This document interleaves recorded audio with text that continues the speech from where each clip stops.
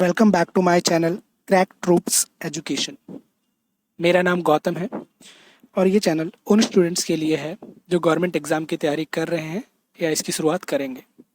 तो अगर आप चैनल पे नए हैं तो चैनल को सब्सक्राइब कीजिए, बेल आइकन प्रेस कीजिए ताकि आपको अपडेटेड वीडियो की नोटिफिकेशन मिलती रहे।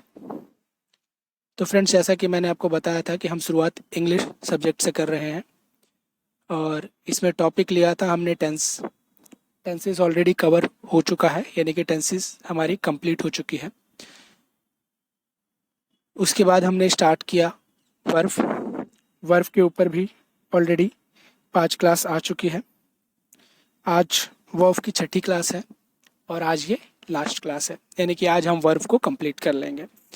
तो जैसा कि कल की क्लास में हमने पढ़ा था वर्व में जेरेंट। मैंने कल आपको जेरेंट के बारे में बताया था। अगर आप इस चैनल पे नए हैं या पहली बार वीडियो को देख रहे हैं, ओके, मीन्स अभी चैनल पे आज पहली बार आए हैं, तो मेरी आपसे रिक्वेस्ट है, आप सबसे रिक्वेस्ट करता हूँ कि आप इससे पहले की वीडियो ज़रूर देखिएगा।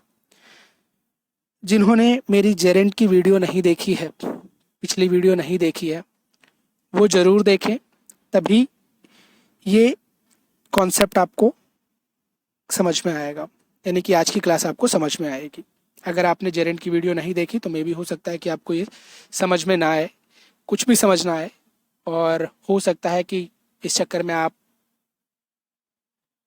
चैनल पे विज़िट करना भी छोड़ दें। तो मेरी रिक्वेस्ट है कि आप पिछली क्लास यानी कि जेरेंट को ज़रूर देखें, क्योंकि ये जो टॉपिक है आज का वो जेरेंट के ऊपर है, उस पर बेस है, जेरेंट के बेस पे। आज का जो टॉपिक है वो है पार्टिसिपल्स। आज जो हम करने जा रहे हैं वो है पार्टिसिपल्स। मैं आपको बता दूं कि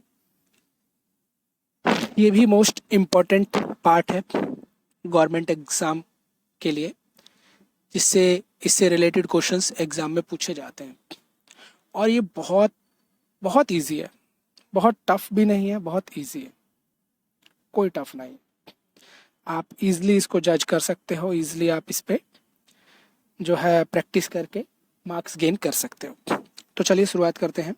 जैसे कि मैं थोड़ा सा आपको ध्यान दिलाता हूँ कि अगर जेरेंट आपने सुना होगा या पढ़ा होगा, तो जेरेंट यानी कि जब भी वर्ब में आईएनजी लगता है, वर्ब की फर्स्ट फॉर्म में हम आईएनजी जोड़ते हैं, तो वो जेरेंट कहलाता है। वो फंक्शन करता है नाउन का, यानी किसका सेंस देता है, नाउन का, उसे हम नाउन कहते हैं। तो वो नाउन का काम करता है। ओके, तो आज जो कर रहे हैं वो पार्टिसिपल्स है। ठीक है, पार्टिसिपल्स क्या होते हैं? तो अगर मैं इसकी डेफिनेशन आपको बताऊं तो डेफिनेशन इसकी ये है: a participle is usually formed by adding I N G और E D to a verb. It functions as an adjective.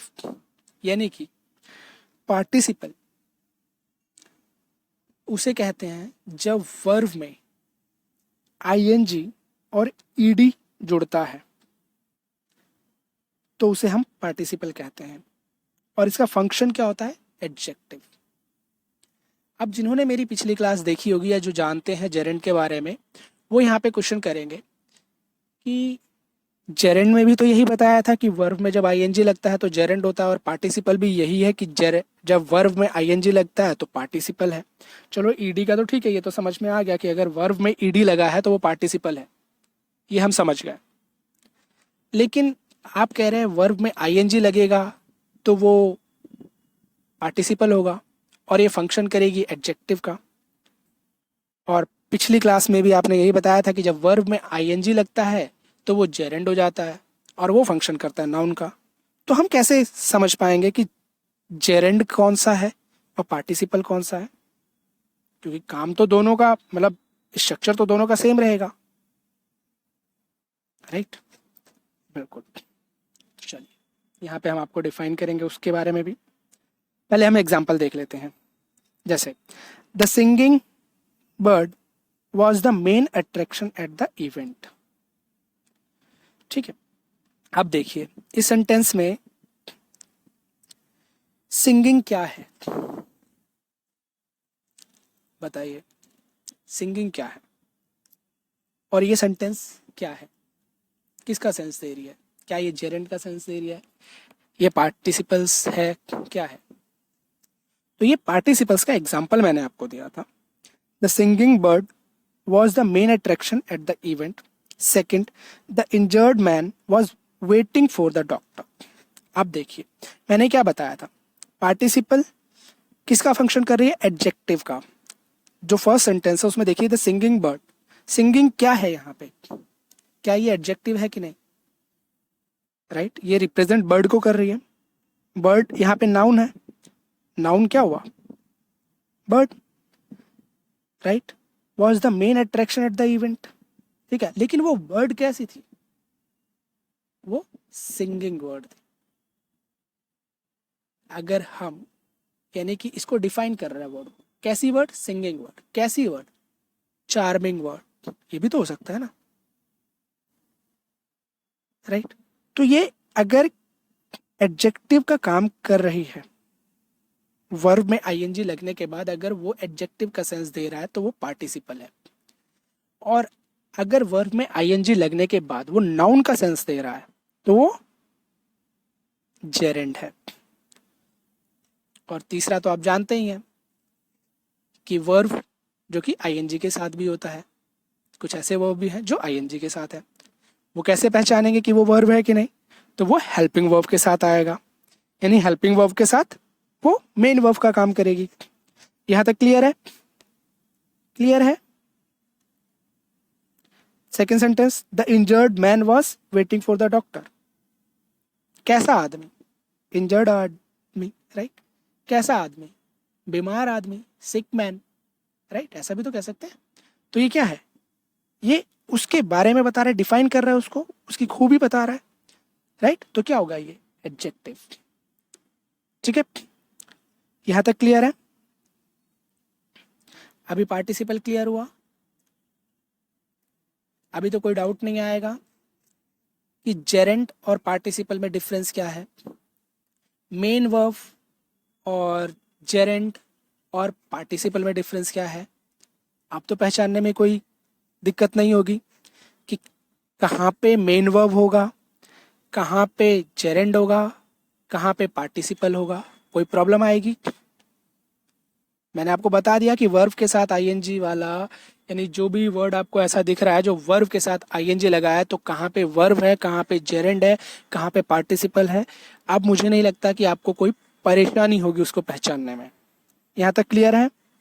तो चलिए आगे बढ़ते हैं।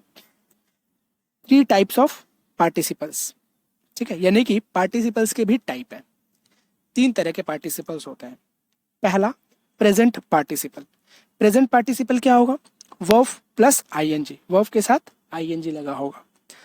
पास्ट पार्टिसिपल यानी कि वर्ब की थर्ड फॉर्म, वर्ब की थर्ड फॉर्म पास्ट पार्टिसिपल हो जाएगा। Perfect participle, having plus verb की third form, after plus verb उसके साथ I N G, after plus verb I N G. ठीक है, चलिए एग्जाम्पल देखें या क्वेश्चंस करें। चले देखते हैं, कुछ सेंटेंस देख लेते हैं। जैसे कि अ हॉर्स इज रनिंग, ठीक है, अ हॉर्स इज रनिंग। आप देखिए सेंटेंस में horse subject, is verb, running क्या है, यहाँ पे रनिंग वर्ब है, जेरेंड है, पार्टिसिपल है, क्या है बताइए। A horse is running.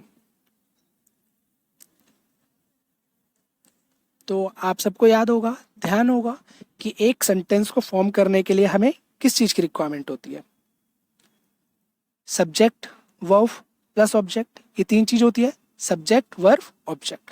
अब इस सेंटेंस में देखिए सब्जेक्ट क्या है, हॉर्स सब्जेक्ट है, ठीक है। अब वर्ब और ऑब्जेक्ट, राइट। अब इसमें क्या है, a horse is running, running क्या है, यहाँ पे वर्ब है, मैंने आपको बताया था। आप कहेंगे कि ये तो नाउन हो सकता है, जेरेंड, ये तो जेरेंड हो सकता है, वर्ब प्लस आईएनजी से हम वर्ब ही क्यों ले रहे हैं, क्या हम इसे जेरेंड नहीं ले सकते, क्या हम पार्टिसिपल नहीं ले सकते? तो पार्टिसिपल इसे नहीं ले सकते, क्यों?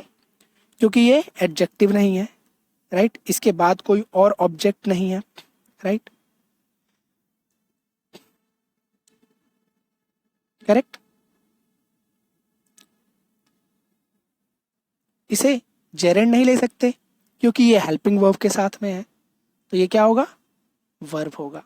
हेल्पिंग वर्ब के साथ में जब वर्ब प्लस आईएनजी वाला वर्ड आएगा तो वो मेन वर्ब होगी, तो ये वर्ब है, तो यानी कि ये सेंटेंस हो गया participle. I saw a running horse, इसमें रनिंग क्या है? इसमें रनिंग एडजेक्टिव है। कैसे? Horse, right? मैंने देखा घोड़ा, कैसा घोड़ा? दौड़ता घोड़ा, राइट? कैसा घोड़ा? ये भी तो है, ब्राउन, ब्लैक, वाइट घोड़ा, ऐसा भी तो हो सकता है ना। पर यहाँ पे रनिंग, रनिंग यानी कि ये एडजेक्टिव है, तो एडजेक्टिव है तो ये सेंटेंस क्या हो गया? यानी कि ये पार्टिसिपल हो गया। ठीक है, next, she has written a book. She has written a book, यहाँ पे वर्ब की थर्ड फॉर्म, तो ये क्या हुआ? पार्टिसिपल। यहाँ तो कोई प्रॉब्लम नहीं होगी, right? Manager wanted a written statement, कैसा स्टेटमेंट मांगा मैनेजर ने? रिटन। रिटन यानी कि ये क्या हुआ? एडजेक्टिव। एडजेक्टिव है तो पार्टिसिपल। ठीक है, क्लियर हुआ? यहां तक क्लियर है? चलिए आगे बढ़ते हैं। अब मैंने यहां तक समझा दिया, यहां तक सबको समझ में आया होगा।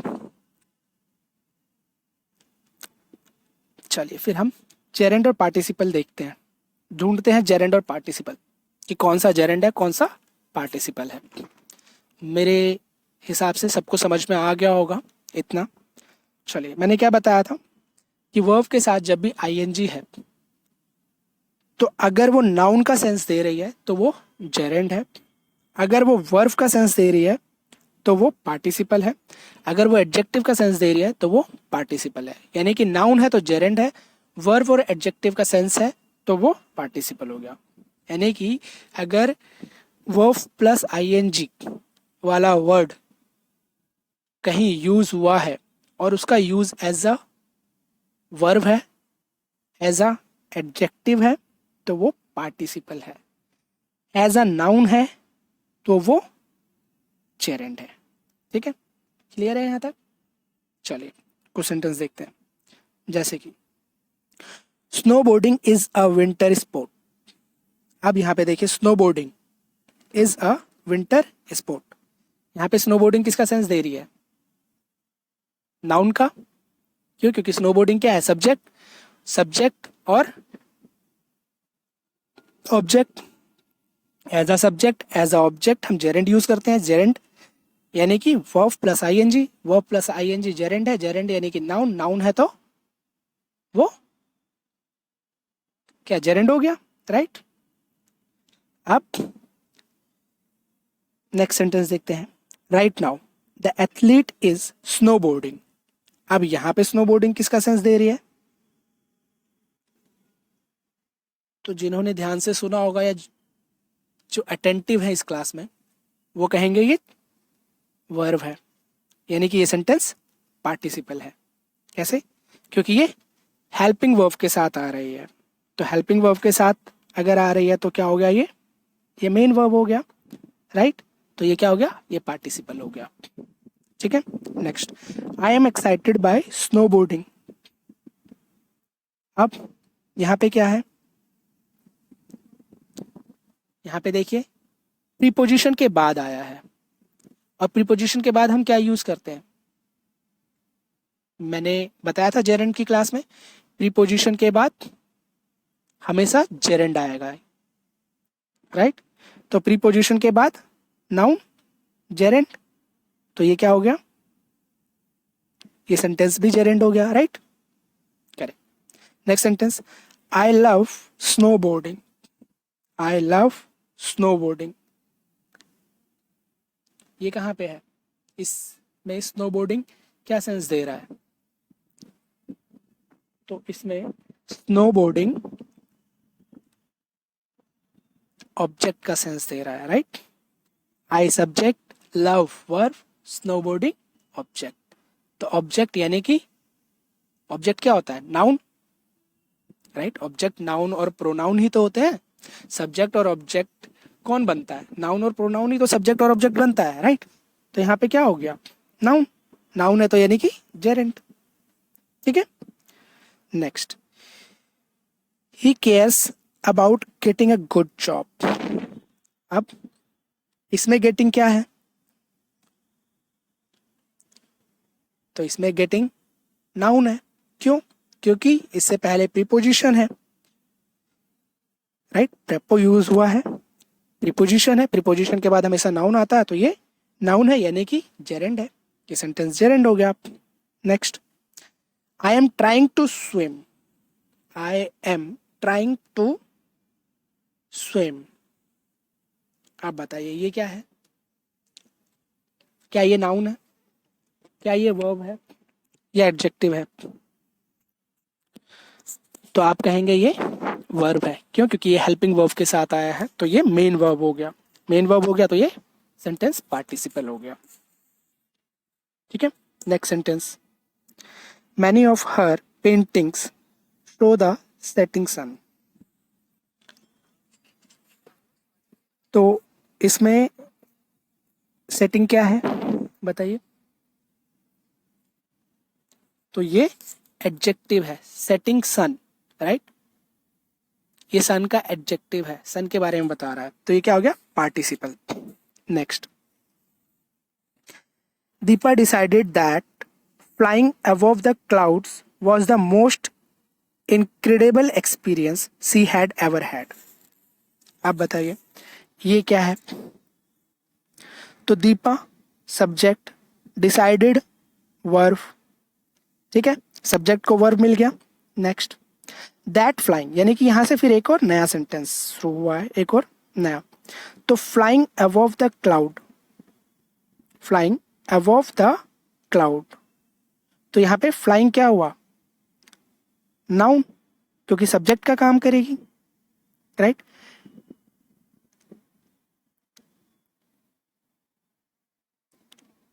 ठीक है, तो ये क्या हो गया, जेरेंट, ठीक है। नेक्स्ट, समझ में आया, क्या दोबारा समझाऊं। चलो इस सेंटेंस को दोबारा समझा देते हैं। जैसे Deepa decided that flying above the clouds was the most incredible experience she had ever had, ठीक है।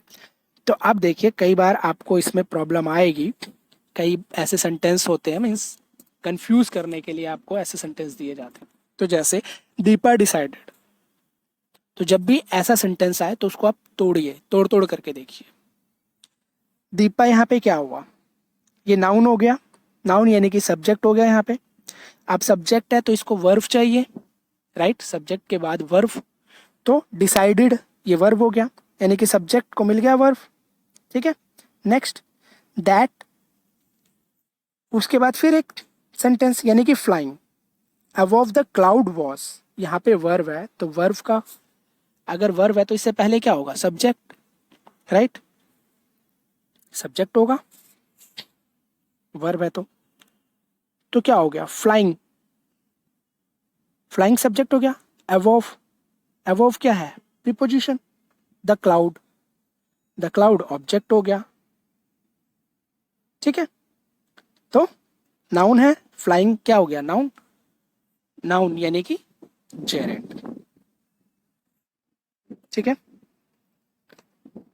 समझ में आया, इतना क्लियर है।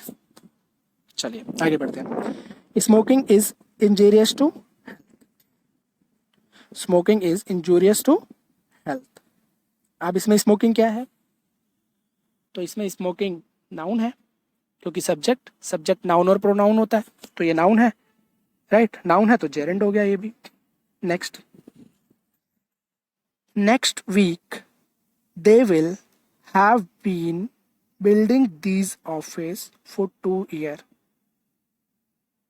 आई थिंक ये होगा next week, next week next week they all have been building these office for 2 year. ठीक है, तो यहां पे बिल्डिंग क्या होगा बताइए। ये ऑब्जेक्ट है, ऑब्जेक्ट यानी कि नाउन और प्रोनाउन बनता है, तो ये नाउन हो गया। यहाँ पे नाउन का सेंस दे रही है, बताइए क्या ये नाउन का सेंस दे रही है? ऑब्जेक्ट है? नहीं, ये वर्ब है। Next week they subject, have been क्या है? Helping verb. और हैव बीन हेल्पिंग वर्ब के बाद अगर वर्ब प्लस आईएनजी लगा है तो वो मेन वर्ब का काम करती है, तो यहाँ पे ये वर्ब है बिल्डिंग। ठीक है, this office for 2 year, office क्या हो जाएगा? ये दिस ऑफिस, ये हो जाएगा हमारा ऑब्जेक्ट। ठीक है, तो बिल्डिंग यहाँ पे मेन वर्ब है, तो वर्ब है तो क्या होगा? ये पार्टिसिपल।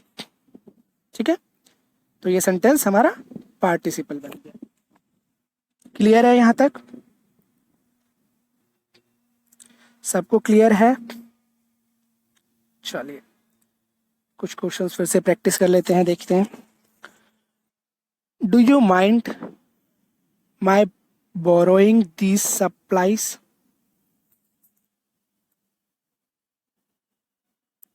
अब बताइए इसमें बोरोइंग क्या है? इसमें बोरोइंग क्या सेंस दे रहा है? तो देखिए बोरोइंग से पहले माई है, माई यानी कि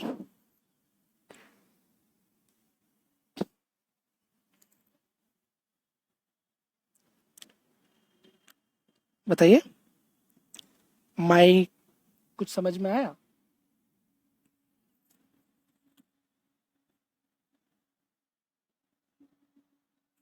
जी, पोजेसिव एडजेक्टिव। अगर आपने कल की क्लास देखी होगी तो मैंने आपको बताया था कि पोजेसिव एडजेक्टिव के बाद नाउन आता है, यानी कि पॉजिटिव एडजेक्टिव के बाद हम हमेशा नाउन यूज करते हैं, यानी कि जेरेंट का यूज होगा। तो नाउन से पहले पॉजिटिव एडजेक्टिव आएगा या पॉजिटिव एडजेक्टिव के बाद नाउन आएगा। तो माई यहाँ पे पॉजिटिव एडजेक्टिव है, तो इसके बाद क्या आना चाहिए? नाउन। तो बोरोइंग, बोरोइंग क्या सेंस दे रहा है यहाँ पे? नाउन का, यानी कि ये नाउन हो गया। तो ये सेंटेंस हो गया हमारा जेरेंट। नेक्स्ट सेंटेंस,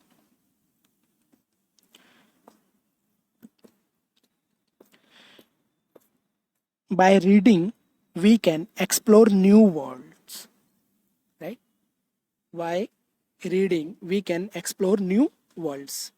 तो इस सेंटेंस में रीडिंग क्या है बताइए? फिर से रीडिंग से पहले देखिए क्या यूज है। बाय, बाय क्या होता है? प्रेपो, प्रेपो के बाद क्या होता है? नाउन। तो ये रीडिंग यहाँ पे नाउन का सेंस दे रहा है, यानी कि ये जेरेंट हो गया। ठीक है, ये सेंटेंस क्या हो गया? जेरेंट हो गया। Next, if I catch you stealing my Apple again, if I catch you stealing my apples again, there will be trouble, there will be trouble। तो यहाँ पे स्टीलिंग क्या है बताइए?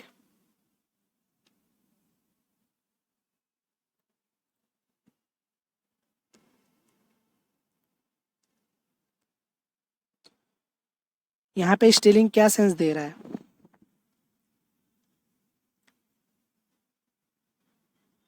यहाँ पे स्टीलिंग वर्ब है। ठीक है, वर्ब, स्टीलिंग वर्ब है, तो वर्ब यानी कि पार्टिसिपल हो गया।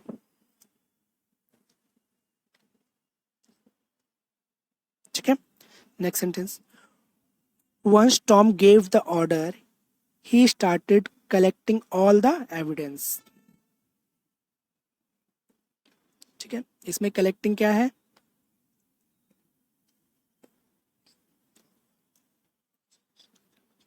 तो यहाँ पे कलेक्टिंग जो है वो है ऑब्जेक्ट, ऑब्जेक्ट यानी कि नाउन, नाउन तो ये क्या हो जाएगा सेंटेंस, जेरेंट। ठीक है। We found some money laying on the ground.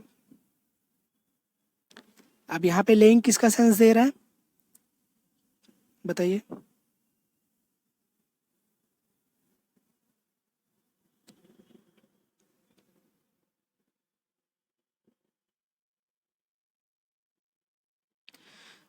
यहाँ पे लेइंग किसका सेंस दे रहा है, देखिए, we found some money laying on the ground, तो लेइंग यहाँ पे एडजेक्टिव है, राइट, तो ये पार्टिसिपल हो गया। Next, I only know that the motorcyclist was fatally injured in the accident and is now fighting for his life. I will let you know if I get some other updates. ठीक है, इसमें fighting क्या है, तो इसमें fighting का use as a verb किया गया है, यानी कि मेन वर्ब। क्यों, क्योंकि हेल्पिंग वर्ब के साथ में है, देखिए, तो हेल्पिंग वर्ब के साथ में ये क्या हो जाएगा, वर्ब का सेंस देगी, वर्ब का सेंस दे रही है, इसका मतलब ये पार्टिसिपल हो गया। ठीक है,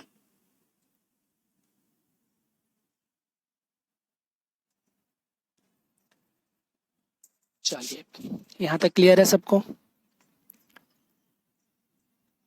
कोई डाउट, कुछ भी डाउट हो, चलिए, कोई भी डाउट हो तो आप हमें कमेंट कर सकते हैं। ठीक है, आपके डाउट को क्लियर किया जाएगा। चलिए next, present participle versus perfect participle. ठीक है, अब हम प्रेजेंट पार्टिसिपल और परफेक्ट पार्टिसिपल को देखेंगे। ठीक है, तो present participle versus perfect participle, participle मैंने अभी समझाया था, right, verb plus ING, verb की थर्ड फॉर्म, और हैविंग प्लस वर्ब की थर्ड फॉर्म, और after plus verb plus ING, ये सारे क्या है, पार्टिसिपल हैं। ठीक है, present participle versus perfect participle हम करने जा रहे हैं, तो मैं आपको इसको क्लियर कर देता हूं पहले। देखिए, कहाँ पे वर्ब प्लस आईएनजी का यूज होगा और कहाँ पे हैविंग प्लस वर्ब की थर्ड फॉर्म का यूज होगा। ठीक है, तो जब भी वर्ब प्लस आईएनजी, ठीक है, वर्ब प्लस आईएनजी और एक्शन के बीच में डिफरेंस नहीं होगा, ठीक है, वहां पे हम वर्ब प्लस आईएनजी का यूज करेंगे। यानी कि कोई भी काम सडन, मतलब सडन एक्शन हो रहा है, गैप नहीं है एक्शन के बीच में, तो वहां पे वर्ब प्लस आईएनजी का यूज होगा। और जहां पे टाइम डिफरेंस आ रहा है एक्शन के बीच में, तो वहां पे हैविंग प्लस वर्ब की थर्ड फॉर्म का यूज होगा। ठीक है, क्लियर हुआ। यानी कि अगर एक्शन के बीच में टाइम नहीं है तो हम वर्ब प्लस आईएनजी का यूज करेंगे, और अगर टाइम डिफरेंस है तो हैविंग प्लस वर्ब की थर्ड फॉर्म का यूज होगा। ठीक है, देखते हैं, जैसे कि सेंटेंस देखते हैं, having lane in the bed I was watching TV. क्या इसमें कोई टाइम डिफरेंस है, गैप है दोनों के बीच में, बताइए, क्या ये सेंटेंस सही है। Having lane in the bed I was watching TV, having lane in the bed I was watching TV, bed पे पड़ा पड़ा मैं टीवी देख रहा था। तो ऐसा तो है नहीं ना कि पहले बेड पे पड़ा रहा फिर टीवी देखना शुरू किया, नहीं, वो पड़ा था और टीवी देख रहा था, कोई टाइम डिफरेंस नहीं है ना, कोई गैप नहीं है ना बीच में, तो यहाँ पे वर्ब प्लस आईएनजी होना चाहिए, यानी कि हैविंग प्लस वर्ब की थर्ड फॉर्म है तो वो गलत हो जाएगा। ठीक है, तो यहाँ पे क्या होगा, laying in the bed I was watching TV, तो ये करेक्ट सेंटेंस हो जाएगा laying in the bed I was watching TV. ठीक है, क्लियर है? ठीक है, नेक्स्ट सेंटेंस,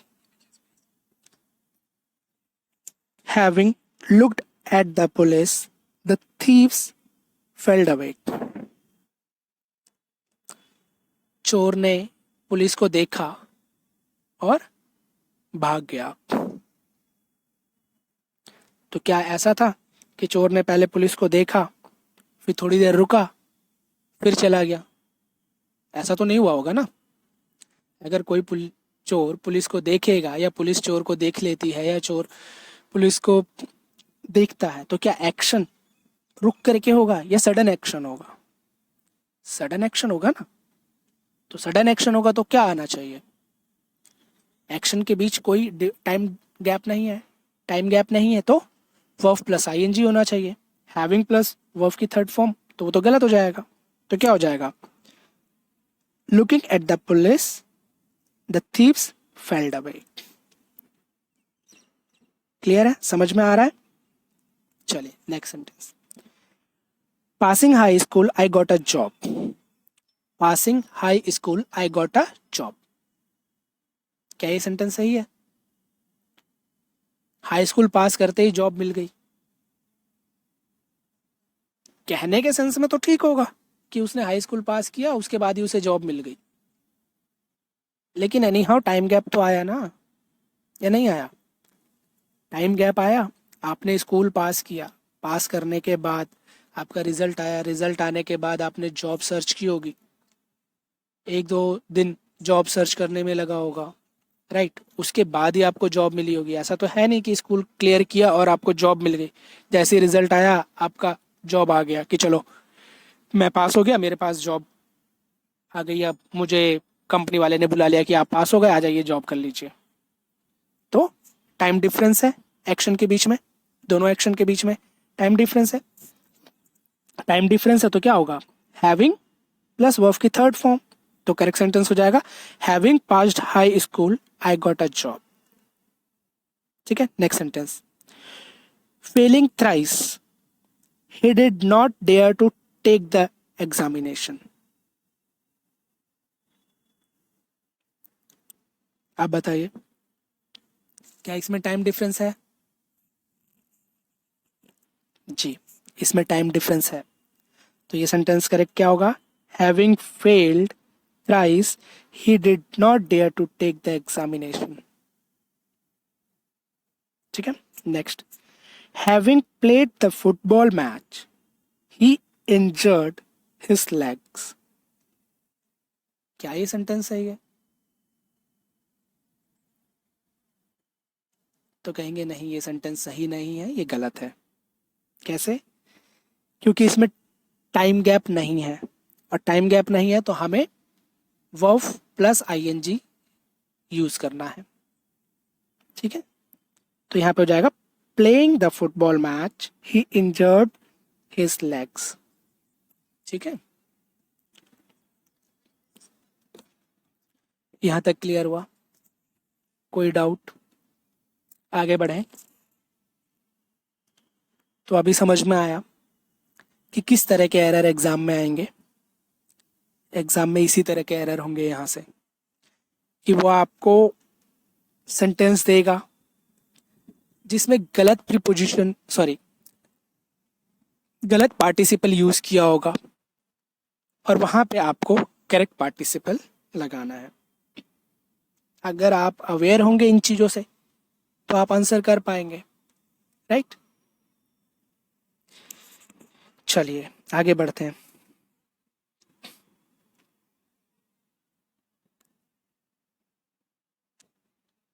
चलिए एक सेंटेंस देखते हैं, walking in the park a tree fell down.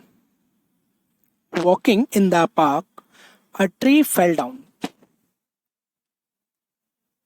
क्या बताएंगे ये सेंटेंस सही है? क्या ये सेंटेंस सही है?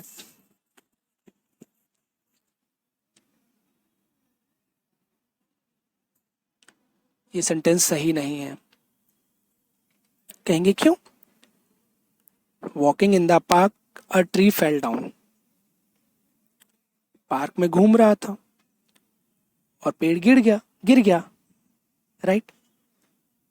पार्क में घूम रहा था और पेड़ गिर गया, तो इसमें तो कोई टाइम डिफरेंस नहीं है, तो इसमें तो वर्ब प्लस आईएनजी का ही यूज होना चाहिए, क्योंकि चल रहा था, घूम रहा था, घूमते घूमते पेड़ गिर गया।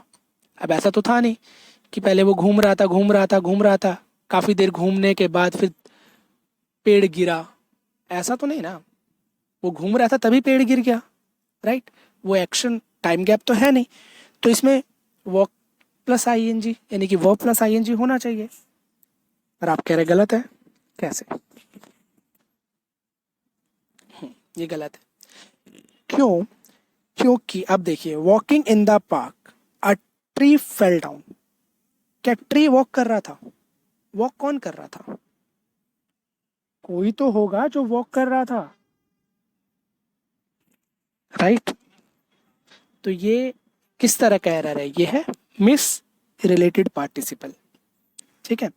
तो ये इसका करेक्ट सेंटेंस होगा, while I was walking in the park a tree fell down, ठीक है। Why I was walking in the park a tree fell down, ठीक है। या ये कह सकते हैं, while he was walking in the park a tree fell down. यहाँ पे सब्जेक्ट तो चाहिए ना, वो तो है नहीं ना। ट्री, क्या ट्री अपने आप को गिराएगा? नहीं ना। अगर ट्री गिरा तो क्या ट्री घूम रहा था? कोई तो घूम रहा था ना, तभी ना ट्री गिरा। उन दोनों को रिलेट तो करेगा कोई। किसको रिलेट कर रहा है? ट्री। ट्री किसी को रिलेट कर रहा है, अगर वो गिर रहा है तो किसी को तो रिलेट करेगा, तभी तो उन दोनों के बीच में टाइम गैप आएगा या नहीं आएगा। समझ में आया? चलिए नेक्स्ट देखते हैं sentence. Waiting for a bus a brick fell on my head. Waiting for a bus a brick fell on my head. क्या ये सेंटेंस सही है? तो कहेंगे नहीं, ये सेंटेंस सही नहीं है। क्यों? वेटिंग फॉर अ बस यहाँ पे क्लियर नहीं है, राइट। कौन? वेटिंग, क्या? Brick fell on my head, right. तो क्या हो जाएगा ये? While I was waiting for a bus a brick fell on my head, ठीक है। Being Sunday I decided not to go out. Being Sunday I decided not to go out, तो ये sentence भी इनकरेक्ट है। क्या हो जाएगा? It being Sunday I decided not to go out, ठीक है। Being a rainy day we did not go out, ठीक है। तो ये क्या होगा? It being a rainy day we decided not go out, ठीक है। Sitting on the chair a ball hit him. Sitting on the chair a ball hit him. While he was sitting on the chair, a ball hit him. और इसको ऐसे भी कह सकते हैं passive में, sitting on the chair he was hit by a ball, ठीक है। Standing near the gate a scooter hit her. Standing near the gate a scooter hit her. किसको हिट किया स्कूटर ने? उसको। कौन खड़ा था गेट पे? राइट। क्लियर नहीं हो रहा है ना? Standing near the gate, standing near the gate कौन? While she was standing near the gate, a scooter hit her. और पैसिव में standing near the gate, she was hit by a scooter. ठीक है, क्लियर हुआ? यहां तक clear हुआ? Miss related participle clear हुआ? जी। तो आज के लिए इतना ही। कल फिर मिलते हैं इसी समय रात 8 बजे नई वीडियो के साथ, नया टॉपिक। तो वर्फ आज हमारा कंप्लीट हो गया, ठीक है। वर्ब का जो लास्ट पार्ट था वो था पार्टिसिपल। ठीक है, तो आज हमने वर्ब कंप्लीट कर लिया। टोटल 6 क्लास हुई है वर्ब के ऊपर। तो अगर आपने वीडियो नहीं देखी है तो प्लीज़ आप वीडियो सेक्शन में जा कर के एक एक वीडियो देखें, स्टार्टिंग से वीडियो देखें, आपको वर्ब समझ में आ जाएगा। मैं आपको उतना ही बता रहा हूँ जितना कि एग्ज़ाम में रिक्वायर्ड है, और वो भी बेसिक से बता रहा हूँ। ये नहीं कि मैं एक एक पॉइंट उठा लिया, बीच में से कोई भी पॉइंट उठा के आपको बता रहा हूँ। मैं स्टार्टिंग बेसिक से आपको बता रहा हूँ ताकि आपको चीज़ें समझ में आए। मैं आपको कोई अंग्रेजी बोलना नहीं सिखा रहा हूँ कि हाँ मैं आपको अंग्रेजी बोलना सिखा रहा हूँ, ठीक है, ये नहीं है। मेरा जो मोटिव है कि जितने भी स्टूडेंट्स हैं जो गवर्नमेंट एग्ज़ाम की तैयारी कर रहे हैं, राइट, उनको कई बार ये प्रॉब्लम हो जाती है कि समझ नहीं आता है शुरुआत कैसे करें, क्या करें, कहाँ से पढ़ें, कैसे पढ़ें, किस चीज़ को पढ़ें। वो इधर से उधर से नई नई वीडियो देखते हैं, क्वेश्चंस देखते हैं, क्वेश्चन समझ नहीं आता। क्यों नहीं आता? क्योंकि आप जब तक उससे रिलेटेड चीज़ें नहीं जानेंगे, बेसिक नॉलेज नहीं होगी, तब तक आपको समझ में नहीं आएगा। और फिर उनको लगता है कि इंग्लिश बहुत टफ है। टफ नहीं है इंग्लिश, इंग्लिश ईजी है। हाँ, बोलना, देखो, बोलने के लिए अगर स्पीकिंग इंग्लिश की बात करें या फ्लुएंसी चाहिए इंग्लिश में, तो उसके लिए आपको प्रैक्टिस करनी पड़ेगी। बिना प्रैक्टिस के नहीं होगा फ्लुएंसी, वो एक अलग सेंस हो जाएगा। ठीक है, वो हम बाद में, अभी जो हम का पढ़ रहे हैं वो एग्ज़ाम ओरिएंटेड पढ़ रहे हैं, एग्ज़ाम के बेस के लिए पढ़ रहे हैं कि एग्ज़ाम हमारा क्लियर हो। तो एग्ज़ाम में जिस तरह के क्वेश्चन पूछे जाते हैं उससे रिलेटेड मैंने आपको बेसिक से बताया है। तो आप वीडियो को स्टार्टिंग से देखें। आप हमारे चैनल में जाएंगे, वीडियोस देखें, वहाँ पे वीडियोस में आपको वीडियो मिल जाएगी। फर्दर प्लेलिस्ट भी है, प्लेलिस्ट में जा कर के आप देख सकते हैं, आपको टेंसेस की प्लेलिस्ट मिल जाएगी, वर्ब की प्लेलिस्ट मिल जाएगी। तो आप 1 बाय 1 करके स्टार्ट कीजिए। जैसे कि आपने टेंसेस नहीं देखा या नहीं मालूम, उसमें क्लियरिटी चाहते हैं या आपको डाउट हो रहा है, रिवीजन करना चाह रहे हैं, आप प्लेलिस्ट में जाइए, टेंसेस की प्लेलिस्ट ओपन कीजिए, वहाँ से पहली वीडियो से देखना शुरू कर दें। इसी तरह से आप वर्ब में जाइए, वर्ब में जा करके वर्ब की प्लेलिस्ट को ओपन कीजिए, मतलब प्लेलिस्ट में जाइए, वर्ब के प्लेलिस्ट को ओपन कीजिए, वहाँ से वर्ब की वीडियो देखना शुरू कर दें स्टार्टिंग से। 6 क्लास हुई है, 6 क्लास का मतलब है कि 3 घंटे, 3.5 घंटे, राइट। 3.5 घंटे में आप अपना वर्ब पूरा कंप्लीट कर सकते हैं और उसके बाद आप प्रैक्टिस कीजिए। ठीक है, चलिए, तो वर्ब हमारा कंप्लीट हो गया है।